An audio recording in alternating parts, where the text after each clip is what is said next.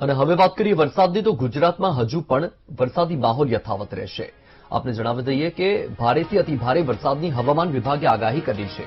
રાજ્યના 3 જિલ્લાઓમાં આજે વરસાદનું ઓરેન્જ એલર્ટ આપવામાં આવ્યું છે। ભાવનગર, છોટાઉદેપુર અને દાહોદમાં અતિ ભારે વરસાદ પડી શકે। સૌરાષ્ટ્ર, ઉત્તર ગુજરાત અને દક્ષિણ ગુજરાતમાં આજે યલો એલર્ટ છે। બનાસકાંઠા, સાબરકાંઠા, મહેસાણામાં ભારે વરસાદ પડી શકે। અરવલ્લી અને મહીસાગરમાં પણ ભારે વરસાદની આગાહી છે। અમરેલી, ગીર સોમનાથ અને દીવમાં પડી શકે ભારે વરસાદ। ગાંધીનગર, અમદાવાદ, પંચમહાલમાં પણ ભારે વરસાદની આગાહી છે। વડોદરા, નર્મદા, તાપી, ડાંગ અને નવસારીમાં પણ ભારે વરસાદની આગાહી છે। વલસાડ, દમણ, દાદરાનગર હવેલીમાં પણ ભારે વરસાદ પડી શકે।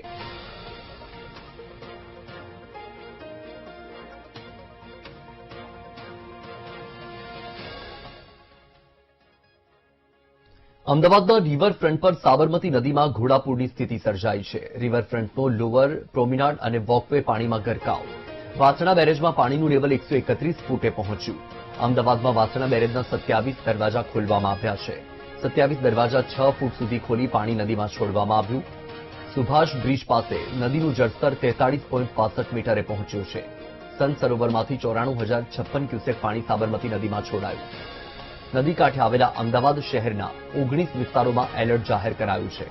જૂના વાડજ, પાલડી, જમાલપુર સહિતના વિસ્તારોમાં એલર્ટ અપાયું। ધંધુકા અને દસક્રોઈ તાલુકાના 18 ગામમાં એલર્ટ આપવામાં આવ્યું છે।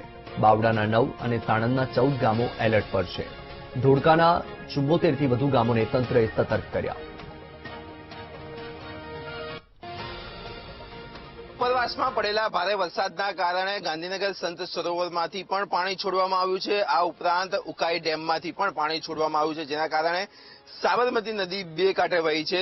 જે વાત કરવામાં આવે તો અત્યારે વીટીવીની ટીમ પહોંચી છે અમદાવાદના વાસણા બેરેજ ખાતે। વાસણા બેરેજની વાત કરવામાં આવે તો કુલ 30 દરવાજા છે। 30માંથી 27 જેટલા દરવાજા હાલમાં ખોલી દેવામાં આવ્યા છે। 87,000 ક્યુસેક જેટલું પાણીની આવક અત્યારે અહીંયા થઈ રહી છે। અને વાત કરવામાં આવે તો પાણીની જાવકની તો પાણીની જાવકમાં 94,000 ક્યુસેક જેટલું પાણી અત્યારે વાસણા બેરેજમાંથી છોડવામાં આવી રહ્યું છે। સલામતીના ભાગરૂપે આસપાસના અમદાવાદ ગ્રામ્યના આસપાસના જે વિસ્તારો છે તેને હાઈ એલર્ટ ઉપર મૂકી દેવામાં આવે છે અને જો જરૂર પડશે તો તેમનું સ્થળાંતર પણ કરી દેવામાં આવશે। એટલે કે કહી શકાય કે 90,000 ક્યુસેકથી વધુ પાણી અત્યારે વાસણા બેરેજમાંથી છોડવામાં આવી રહ્યું છે અને સલામતીના ભાગરૂપે તંત્ર દ્વારા તમામ લોકોને સલામત સ્થળે ખસેડવા માટેની પણ અપીલ કરવામાં આવી છે અને જે નીચાણવાળા જે ભાગ છે ત્યાં પણ નદીનું પાણી આવી શકે તેવી પણ શક્યતાઓ તંત્ર દ્વારા દર્શાવવામાં આવી છે। કેમેરામેન દશરથ ઠાકોર સાથે પાર્થ જાની, વીટીવી ન્યૂઝ, અમદાવાદ। મહુવાના ડુંડાસ 4 રસ્તા પાસે લોકો લપસી પડ્યા। મહુવા સાવરકુંડલા સ્ટેટ હાઈવે ઉપર વાહનો સ્લીપ થવાની ઘટના બની છે। ડામર રોડ પર ચીકણી માટી નાખતા અનેક બાઇક ચાલકો પડ્યા। ડુંડાસ ચોકડી પાસે ચીકણી માટી નાખતા 2 વ્હીલર ચાલકો પરેશાન છે। અત્યાર સુધીમાં 50 જેટલા બાઇક ચાલકો લપસી પડ્યા છે। લપસી પડવાથી કેટલાક બાઇક ચાલકોને ઈજા પણ પહોંચી છે। મસમોટા ખાડામાં માટી નાખી લેવલિંગ કરવામાં આવ્યું હતું। વહેલી તકે રોડનું રિપેરિંગ કરવામાં આવે તેવી વાહન ચાલકોની માંગ છે।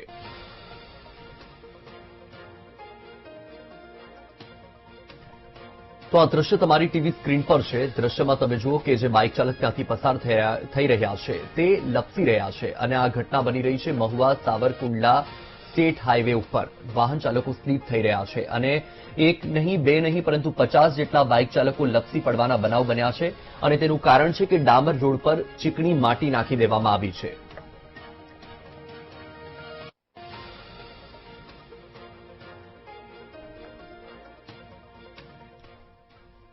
મહેસાણાના ધરોઈ ડેમના 3 દરવાજા 10 ફૂટ સુધી ખોલવામાં આવ્યા છે। અગાઉ 8 દરવાજા ખોલાયા હતા, હાલ 5 દરવાજા બંધ કરવામાં આવ્યા।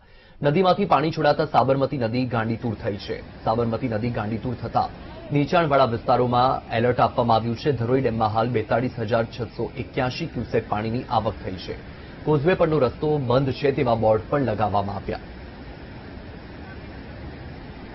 તો આ દ્રશ્ય તમારી ટીવી સ્ક્રીન પર છે। એક તરફ વરસાદી માહોલ છે ત્યારે ધરોઈ ડેમમાંથી સાબરમતી નદીમાં પાણી છોડવામાં આવી રહ્યું છે। આપને જણાવી દઈએ કે અત્યારે હાલમાં સાબરમતી નદીમાં પાણી છોડવામાં આવી રહ્યું છે, તેના કારણે સાબરમતી નદીમાં પણ જળસ્તરમાં વધારો થઈ રહ્યો છે।